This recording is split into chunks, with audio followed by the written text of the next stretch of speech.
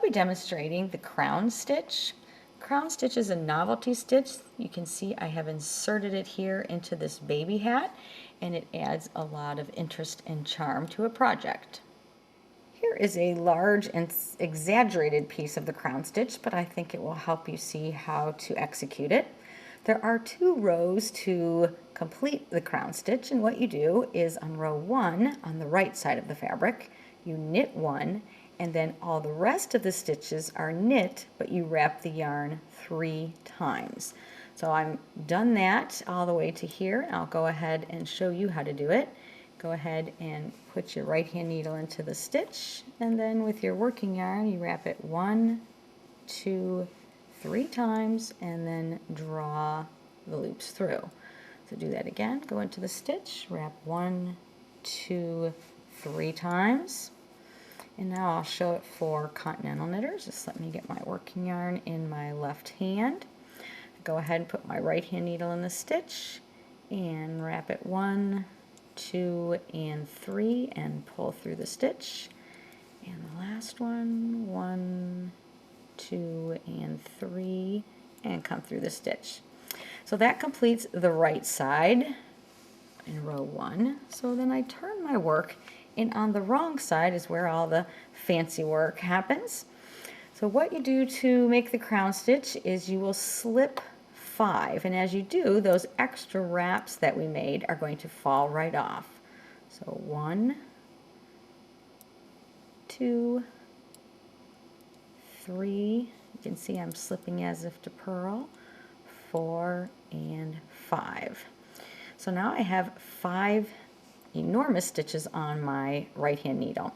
I take my left hand needle, go into those 5 loops and bring them onto my left hand needle. So I've got 5 very elongated stitches on my left hand needle. And now what I'm going to do is I'm going to treat all of these 5 stitches as one and work them together as such. Go and knit 1 through all 5. Don't take them off. Bring my working yarn to the front and purl them together.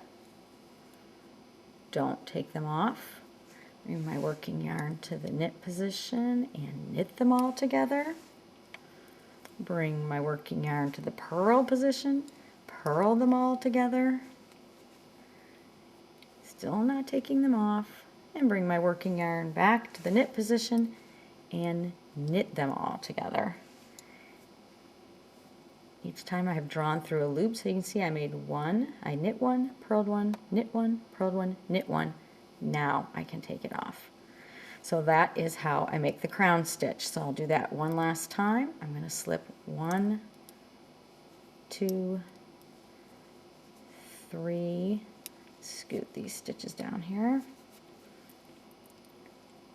4, and 5. Now I'm going to take those 5 stitches and put them back on my left hand needle, and I'm going to do a knit 1 through all 5, a purl 1 through all 5, bring my yarn back, knit through all 5, purl through all 5, and last step, knit through all 5.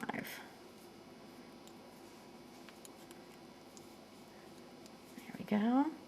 Now I would do that all the way across my row or my round, and I'll turn this around. Now, as I said, it's not as pretty as it is on appropriate sized yarn and needles, but you can see that's how the crown stitch gets worked.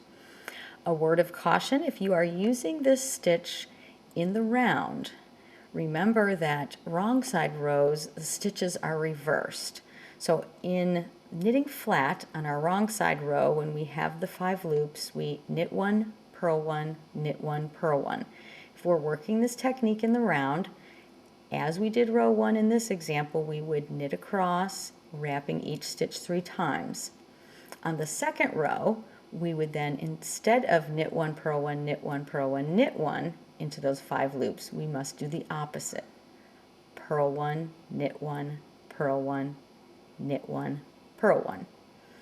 So hopefully that makes sense to you, but it is a lovely result and a great addition to your knitting bag of tricks.